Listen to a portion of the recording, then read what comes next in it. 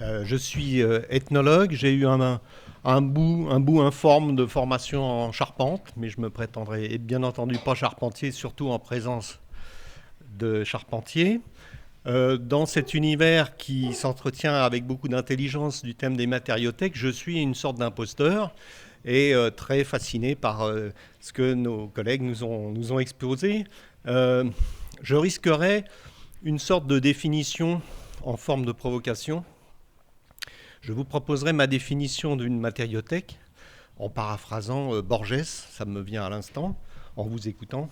Je dirais, la matériothèque réunit tous les matériaux. Elle réunit les matériaux qui ont été mis en œuvre, les matériaux qui n'ont pas été mis en œuvre, et toutes leurs copies et leurs variantes. Voilà, bon, ça vaut ce que ça vaut, mais ça peut ouvrir le champ de cette réflexion en abîme qu'on perçoit à chacun au fond de nos mouvements dans nos disciplines. Et je pense essentiellement là à deux nouvelles de Borges qui, je pense, les uns et les autres peuvent nous interroger très fréquemment. Je pense évidemment à la Bibliothèque de Babel et puis à l'autre nouvelle extraordinaire qui s'appelle Founès ou la mémoire. Voilà. Bon, je referme cette parenthèse et je voudrais vous parler non pas de matériothèque, mais en amont des matériothèques dont vous vous occupez, de la mise en œuvre des matériaux, de leur provenance et des questions qu'elles posent à chacun de nous, à l'anthropologue en passant, à l'ethnologue, à l'historien. Et donc, je ne me garderai bien de vous faire une intervention théorique, mais de vous proposer au fond plutôt des images au gré des cheminements que j'ai pu parcourir, avec au fond des questions. Et ce qui serait intéressant, c'est que vous ayez envie ou à un moment ou à un autre d'intervenir et d'ouvrir le débat. Voilà, je dois ce beau titre à Virginie, que je remercie pour son accueil. Les matériaux du patrimoine bâti porteurs de sens. Donc évidemment, on a un champ ouvert là à des questions multiples. Ces deux clichés pour vous rappeler que moi je vous parlerai en fait uniquement de bois. Vous connaissez bien d'autres matériaux et vous pourriez bien entendu vous-même intervenir, que ce soit sur les matériaux de couverture, de maçonnerie, de fer. Alors, les matériaux, je les ai rencontrés soit dans des démarches d'études en tant qu'historien de l'architecture vernaculaire, en tant qu'ethnologue, et en tant qu'ethnologue en particulier, depuis un certain nombre d'années, j'ai été confronté au problème de la transmission des savoir-faire, en m'intéressant en particulier à cette question qui anime beaucoup d'entre nous, et les débats qu'on a eus tout à l'heure en témoignent, c'est la manière d'appréhender et de transmettre des savoir-faire vivants, de les conserver d'une manière opérationnelle, tout en se posant des questions sur le pourquoi des usages de ces matériaux, le pourquoi ils commandent ces provenances. Donc je vous propose quelques clichés.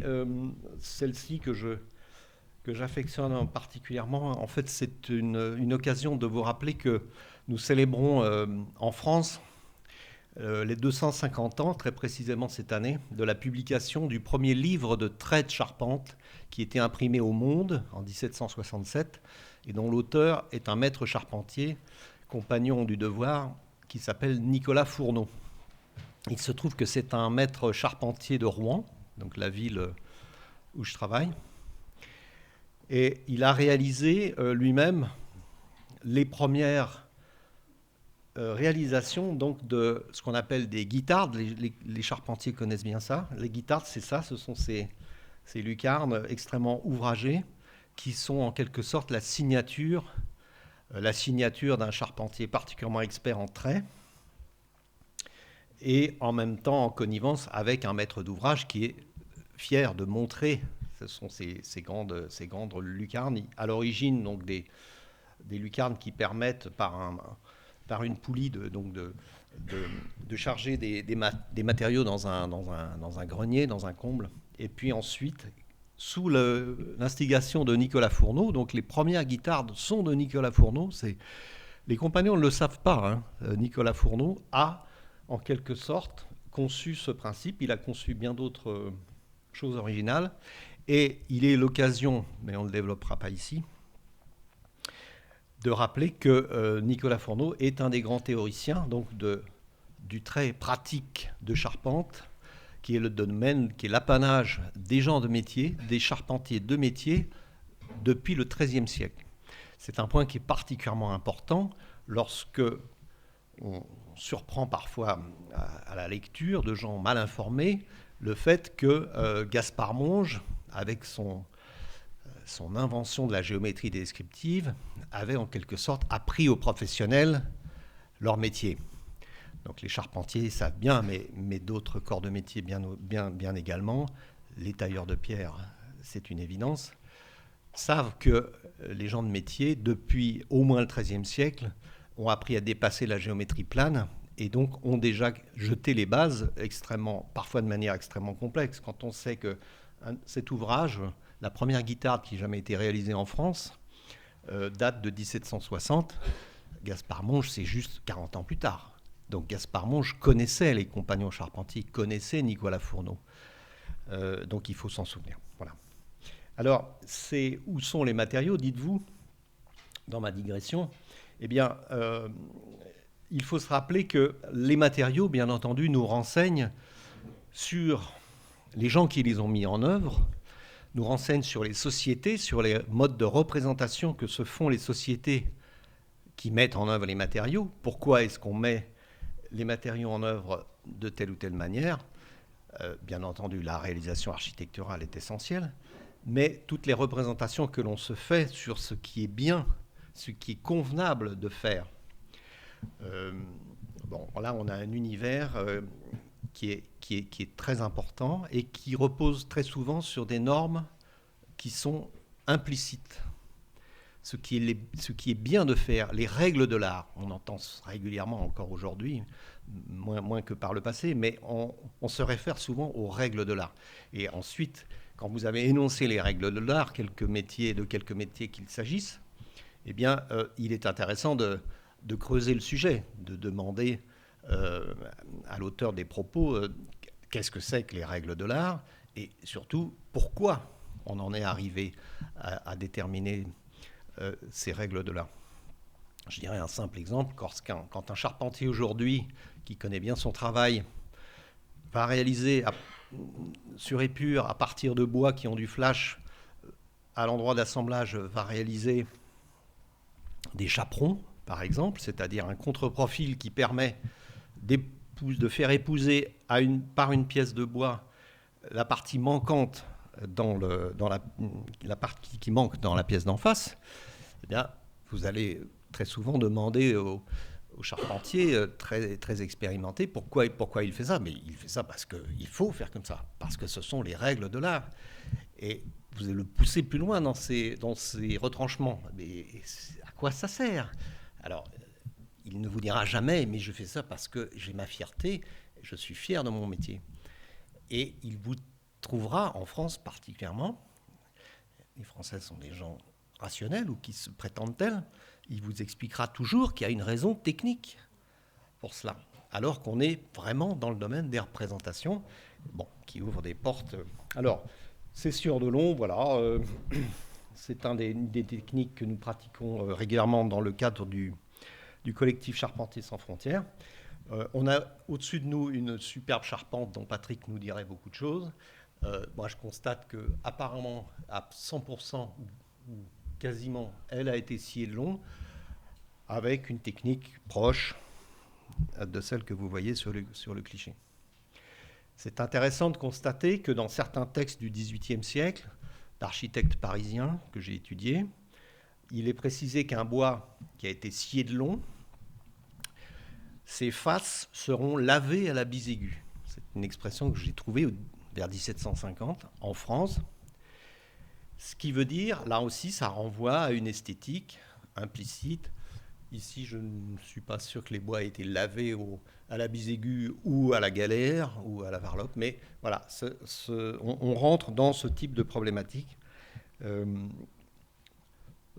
voilà, le maniement des outils à main, est extrêmement riche de signification. Les Britanniques ont conservé une culture de l'outil à main, euh, liée en particulier au célèbre mouvement Arts and Crafts, qui a valorisé, dès les débuts de la révolution industrielle, la culture d'une tradition de l'artisanat manuel. Ici encore, aujourd'hui, les représentants de la Carpenters Fellowship, la confrérie des charpentiers britanniques, valorisent énormément tout ce qui a trait à l'outil à main. La culture de la technique est quelque chose qui est profondément ancré dans l'esprit britannique. Les enfants manipulent, ici à l'occasion d'une manifestation en plein air, de jeunes enfants font le pole lathing, l'utilisation du tour à pied. Voilà, c'est quelque chose que les enfants britanniques font. Je ne dis pas que tous les Anglais savent se servir d'un ciseau à bois, mais la culture technique est quelque chose qui est profondément ancré dans différentes cultures en Europe, et je dirais plutôt moins en France. En France, la culture du travail à la main, on en discutait avec les charpentiers ici, est quelque chose qui est passé par un cheminement bien différent. Bon, on pourrait développer ça. Voilà le type de réinsertion que nous faisons aujourd'hui auprès des professionnels de la charpente, réintroduction de l'usage de ces techniques à main qui, il faut bien le reconnaître, avait quasiment disparu. Là, c'est par exemple un stage que nous avons fait avec les Compagnons du Devoir où enfin voilà, vous avez compris. Alors, c'est un peu brutal, nous sommes à la jungle de Calais et on constate que on a ici des constructions d'abris de fortune qui ont ensuite pris feu à différentes reprises. Bon, c'est un problème social et politique que chacun de nous connaît. Mais pour rappeler que les savoir-faire sont partout, pas nécessairement à l'endroit où on s'y attend, et que la construction de cabanes telles qu'on les voit ici ont à voir avec la manière dont, mais je parle sous couvert des archéologues, dont certains types d'architecture ou de fonds de cabane pouvaient être réalisés chez nous à des époques très anciennes. Mais ces réfugiés du Darfour ou du Sri Lanka soit connaissaient ces techniques, soit ont été aptes dans un milieu hostile à recréer avec les moyens du bord des architectures qui sont extrêmement intéressantes par ailleurs. Je ne m'étends pas davantage. Ma présentation évoquera, mais les gens de l'enclume qui sont parmi nous en parleront. La préservation ou la transmission des savoirs à main passe bien entendu par la chaîne opératoire complète, c'est-à-dire le bois c'est une chose, mais les outils qui permettent de le travailler c'est une autre. Et les pratiques de la taillanderie sont évidemment quelque chose d'essentiel. Je laisserai sur ce sujet nos amis des métiers de l'enclume s'exprimer. Ce cliché montre simplement ces petites plaques de borax qui traditionnellement permettent de réaliser des soudures à la forge. L'une des démarches qui était indispensable ou utile aux taillandiers capables de produire ces outils pour le charpentier. Voilà. Un artisan de campagne, comme il commence à y en avoir peu, qui sont capables de, si ce n'est de produire, au moins d'entretenir des outils taillants importants. Cette vue d'un chantier en Normandie, en pays de Caux, est assez exceptionnelle. Il s'agit d'un monument classé qui a été restauré par un compagnon charpentier saxon qui s'appelle Axel Weller, qui est assez connu dans le milieu. Axel Weller donc est un compagnon itinérant dont le surnom de compagnonnage c'est Ohne Strom, ce qui veut dire sans courant électrique. C'est un charpentier qui ne travaille qu'à la main. Le fait de voir une machine le rend malade. Et non seulement c'est une vision mentale qu'il a du métier, mais surtout il en vit. C'est-à-dire qu'il travaille avec une rentabilité. Il a tellement maîtrisé son concept. Et là, c'est cet exemple de la restauration du manoir de Montreuil-en-Caux, qui est classé monument historique, donc sous la direction d'un architecte en chef des monuments historiques, Régis Martin, montre que très soigneusement dosé, vous voyez, cet édifice en encorbellement qui avait donc des parties complètement ruinées. Donc il était bien évident que selon ce charpentier Axel Weller, il était hors de question d'utiliser des résines. Les greffes que vous voyez ici, qui sont excessivement bien réalisées, sont réalisées avec du bois d'âge équivalent, c'est-à-dire donc avec une hygrométrie qui permettait d'éviter d'avoir ensuite un séchage intempestif. Voilà, je ne m'étends pas davantage. Je vois que le temps... Voilà, c'est Axel Weller dont je vous parle qui réalise ces travaux. Alors, le saut est brutal, y compris en restauration monument historique en France. Eh bien, on voit, à mon avis, beaucoup trop souvent ce type de travail. Alors là, on est en fait dans le simulacre. C'est-à-dire, on est dans un monument classé, mais le charpentier a réussi à faire passer à l'architecte en chef, ce qui est quand même énorme, et au maître d'ouvrage, mais le maître d'ouvrage, ma foi, n'est pas nécessairement compétent, le fait que, on a un solivage à faire façon 14e siècle, on va vous faire du façon 14e siècle, et au rabot électrique. Alors, quand on regarde attentivement ou pas attentivement, on voit qu'on est juste dans le style pizzeria, vous voyez. Mais donc le rabot électrique, ça va tout seul, c'est formidable. Et au fond, c'est pas grave parce que c'est que du bois. Ça serait de la pierre de taille. Là, l'architecte en chef, avec sa perruque poudrée, viendrait vous expliquer la manière dont on taillait les pierres au XVIIIe siècle. Mais c'est du bois, donc le rabot électrique, ça va. Bon, je suis un peu cynique, mais c'est pour nous permettre éventuellement d'échanger. Voilà. Alors, a contrario, je dirais, voilà la manière dont traditionnellement on a toujours travaillé le chêne, donc l'équarrissage à la Doloire, qui lui-même a des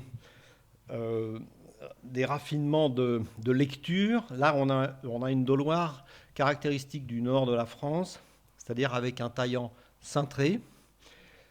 La manière dont les charpentiers allemands ou dans le monde germanique travaillent laissent des traces tout à fait différentes puisqu'ils utilisent des outils à taillant droit, la fameuse Breitbeil, dont la technique d'utilisation est complètement différente. Voilà une restauration, je dirais, hollywoodienne, dans un édifice classé, dans laquelle un lambris a été refait comme on peut, avec du châtaignier. Bon, c'est dommage. Dans le nord de la France, le châtaignier n'a jamais été utilisé en charpente, et en particulier pas de lambris. Mais bon, c'était plus facile de les commander dans la Creuse, chez Richard à Bénévent-l'Abbaye, qui fait de très jolis bardeaux en châtaignier. Mais voilà, on est dans des nuances qui malheureusement ne sont pas souvent de mise sur nos chantiers. Alors ça, c'est le pompon. Je vous demande de lire ce texte avec indulgence. Il est sorti d'un cahier de cours d'un jeune qui avait un peu de problème avec l'orthographe. Mais le concept est extraordinaire. C'est une technologie qui est en œuvre dans un certain nombre d'entreprises, y compris monuments historiques en France. C'est-à-dire la manière, au fond, de faire un travail de faussaire. Voilà. Bon, je ne vais pas aller plus loin, mais quand on a des problèmes de patine et de raccord, c'est pas grave, il n'y a qu'à mettre un peu de crotte de nez. Et au fond, on fait croire que le neuf, c'est du vieux, et réciproquement. Bon, tout ça, ça pose des problèmes. Hein. Je vous provoque un petit peu parce que je pense que l'intérêt, c'est d'en discuter. Mais je pense très, très important, la création neuve, excusez-moi, mes mots ne sont pas adaptés. Euh, la, la création en architecture contemporaine est évidemment une chose. La simulation de la restauration est autre chose, qui n'a rien à voir.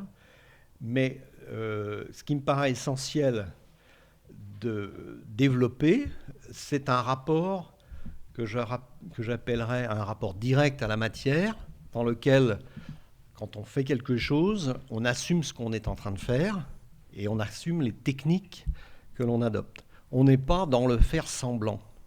Et je crois que c'est un point qui serait essentiel de débattre. Alors voilà, là on ne fait pas semblant.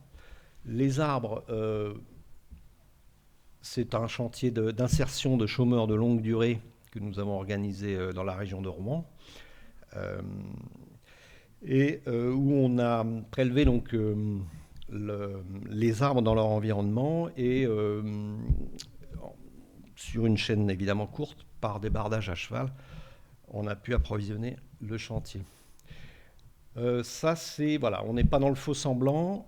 La manière de réaliser un équarrissage dans du bois frais et d'obtenir un traitement qui est ce qu'il est. Après, on a envie ou on n'a pas envie d'avoir ce traitement, mais quand on le fait, on le montre et on l'assume. On n'est pas dans l'alcali ou le rabot électrique pour faire comme si. Voilà, celui-là ne fait pas non plus comme si, c'était construction de l'Arche de Noé, donc ça nous renvoie à des périodes un peu plus anciennes. L'argeau de l'époque était très étonnant, parce qu'ils avaient des espèces de porte-jartelles, et en général, des slips un peu approximatifs, et parfois pas du tout. C'est-à-dire le porte-jartel des jambes vêtues donc, avec des bas assez costauds, mais le fait de travailler cul nu se voit sur des miniatures du Moyen-Âge. C'est assez bon. C'est ce qu'on appelle une aparté. Ça, c'est le premier équarrisseur que j'ai eu le plaisir et l'honneur de rencontrer en 1981, qui était un ancien bûcheron yougoslave, immigré en France en 1937, qui était venu avec ses outils et qui pratiquait encore l'équarrissage. Et c'est la première fois que j'ai vu ça, et voilà, j'avais été très impressionné, en 1980. Et ça, c'est un cliché que j'ai fait en 1990 en Roumanie, dans le village du sculpteur Brancuș, célèbre sculpteur roumain installé à Paris. Et donc dans son village en 1990, voilà ce qu'on voyait au bord de la route, c'est-à-dire c'était des paysans qui construisaient leur maison en équarrissant les poutres. Et aujourd'hui, les Roumains, les Croates nous ont appris à l'époque, donc il y a 25 ans, à pratiquer cet équarrissage, à une époque où nous avions oublié depuis 50 ans la manière de faire. Et ce qui est intéressant, c'est que depuis 25 ans, j'étais hier en Roumanie, j'ai pu constater aujourd'hui que les Roumains ne savent plus équarrir à l'âge. Parce qu'entre-temps, la mécanisation a pris le dessus. Et donc, j'organise avec Charpentiers sans frontières, au mois de septembre, un chantier où nous allons réapprendre aux Roumains leur technique que eux nous ont appris il y a 25 ans. Donc ça nourrit, si vous voulez, cette espèce de concept que j'appellerais de banque des savoir-faire que cherche à développer le collectif Charpentiers sans frontières, c'est-à-dire cette idée, au fond, que chacun, à un moment ou à un autre, possède des connaissances qui peuvent enrichir les membres des communautés d'autres pays. Aujourd'hui, donc, on a pu réintroduire dans le marché des monuments historiques, dans des conditions un peu particulières, ces travaux entièrement à la main. Et ici, par exemple, on a un travail tout à fait exceptionnel qui est réalisé en ce moment par une entreprise de charpente de Normandie, l'entreprise Rémi Desmonts, qui va chercher ici, il est en train de refaire un solivage complet donc, dans le manoir d'Agnès Sorel, qui est un manoir du XIVe, à partir des grumes de chêne qu'il a choisi lui-même et qu'il façonne en section 50-50, portée 11 mètres. Ce sont des chantiers exceptionnels, mais qui sont réalisés entièrement à la main. Donc voilà un jeune de cette entreprise qui va procéder au lignage. Vous voyez les morceaux de bois qui sont quand même exceptionnels en dimension. Et ce bois sera façonné donc entièrement à la main. Et voilà le résultat, c'est-à-dire que vous voyez la sortie, c'est un chantier assez exceptionnel. Donc la sortie, le monument est au fond expurgé de son sommier du 14e, mais qui était, comme vous voyez, dans un état très mauvais. Et par ce procédé extrêmement simple, hein, c'est un levage entièrement à la main, il n'y a pas de grue. Les nouveaux sommiers vont être réintroduits de la même manière. Nous changeons complètement de secteur. L'un des projets de Charpentiers sans frontières, c'est de travailler en Guyane. En Guyane, le fleuve que vous voyez là est l'Oyapock et la rive d'en face, c'est le Brésil. Et là, nous avons en projet une construction avec des maîtres bâtisseurs amérindiens de nationalité française qui ont leurs usages dans cette forêt amazonienne. Le problème particulier que j'ai découvert récemment, quand vous arrivez là-bas, c'est que vous pouvez tomber sur un bâtiment totalement infesté par les termites. Donc vous voyez l'effet des termitières sur une construction qui datait de 2 ans auparavant. Donc le bâtiment est tombé peu après, tout simplement parce que le choix des essences n'était pas bon. Et les termites s'attaquent de manière très précise à toutes sortes de bois. Et voilà la matériothèque, si vous me permettez cette expression, des bois les plus courants que l'on rencontre en Guyane. Mais quand vous voyez donc ce panel extraordinaire d'essence, de bois, eh bien, dans ce présentoir, il n'y a que 3 essences qui sont capables de résister aux termites. Il y a le wakapou, le gonfolo, et j'essaie de me rappeler du dernier. Bon, voilà, on va laisser le dernier en suspens, à moins que certains d'entre vous aient. Et donc tous les autres, même s'ils sont extrêmement denses, extrêmement lourds, peuvent être totalement détruits en quelques mois par l'invasion des termites. Donc ça, ce sont encore une fois une vision sur les matériaux, là encore une fois, qui varie complètement d'un contexte à un autre. Et voilà un maître bâtisseur Wayampi, d'un village frontalier du Brésil, qui est en train de nous montrer comment il choisit, il sélectionne les essences qu'il va utiliser. Voilà des bâtiments coloniaux à Cayenne qui sont construits principalement en angélique, tradition coloniale, donc, qui malheureusement est en assez faible condition aujourd'hui. Alors là, on est en Champagne, dans l'Aube. Chaque région, chaque pays a son utilisation. Pan de bois très riche, très dense, très serré, avec des structures sur sol que vous connaissez. Ici, nous sommes en Macédoine, ex-Yougoslavie. Et là, j'ai eu le grand étonnement de découvrir que la plupart des bâtiments en pan de bois que j'ai vus là-bas utilisaient une essence qui n'a absolument pas cours en France, je ne sais pas pour la Belgique, du hêtre. Le hêtre est pratiquement un arbre tabou chez les charpentiers en France. Vous ne savez pas pourquoi. Vous demanderez à un charpentier, il vous dira « Ah, mais ça, c'est un bois qui n'a rien à voir dans une charpente, c'est cassant, ça pourrit, ça se pique au verre, enfin, ça a toutes les maladies de la terre. Si vous voulez, c'est un petit peu comme le lapin chez les marins. Essayez de mettre un lapin dans un bateau, et là, vous provoquez vraiment une rupture mentale. Eh bien, le hêtre, en fait, le hêtre, c'est du bois de potacole, c'est du bois de menuisier. Et ça, pour un charpentier, c'est difficile à admettre. Eh bien, Donc là, on est vraiment dans les représentations. Bon, c'est certain que le hêtre ne supporte, effectivement, à choisir, je ne mettrai pas du hêtre partout dans une charpente, et en particulier nos hêtres français, je ne les mettrai pas en extérieur, parce que c'est effectivement un bois qui se pique facilement aux insectes. Mais en Macédoine, le hêtre a un autre comportement, c'est du bois de montagne. Il est extrêmement résistant, et visiblement, de toute façon, les systèmes de valeur ne sont pas les nôtres. Voilà, on est en Chine. Je ne m'étends pas longuement, d'autres essences ici.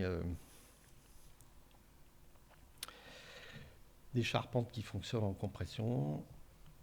Et voilà, et je voulais terminer sur ces petits clichés qui montrent ces jeux de formes symboliques. On a une charpente complètement sexuelle à gauche, et puis une charpente anthropomorphe à droite. Les deux sont en Picardie. C'est vraiment des jeux de formes assez rares, il faut bien le reconnaître. Très intéressant parce qu'il montre qu'en l'occurrence, dans les deux cas de figure, le charpentier a contredit une règle qui est assez souvent exprimée, peut-être vous l'avez vous-même dit ou entendu, c'est qu'une pièce de bois verticale ne doit pas être disposée dans le sens inverse où la nature l'a fait pousser. Vous l'avez peut-être entendu. Alors, mécaniquement, personne ne peut justifier cet adage. Mécaniquement, vous prenez une allumette comme ça, vous la prenez comme ça, et vous poussez dessus, de toute façon, elle résistera de cette manière. Il faut se rappeler qu'au Japon, dans le Japon traditionnel, un arbre est un être vivant, et si vous contrariez la manière dont il a poussé, vous risquez d'encourir de très très gros problèmes, à commencer par le propriétaire de la maison. Et je pense que, pour des raisons symboliquement beaucoup moins explicites, en France, en Europe, c'est effectivement quelque chose qu'on ne fait pas volontiers. Mais la preuve en est, et donc là on est dans des charpentes au moins début 19e siècle, eh bien il y a eu des règles qui ont été transgressées, et bon, tout ça est extrêmement intéressant. Voilà, je terminerai sur cette petite facétie de charpentier. Merci beaucoup.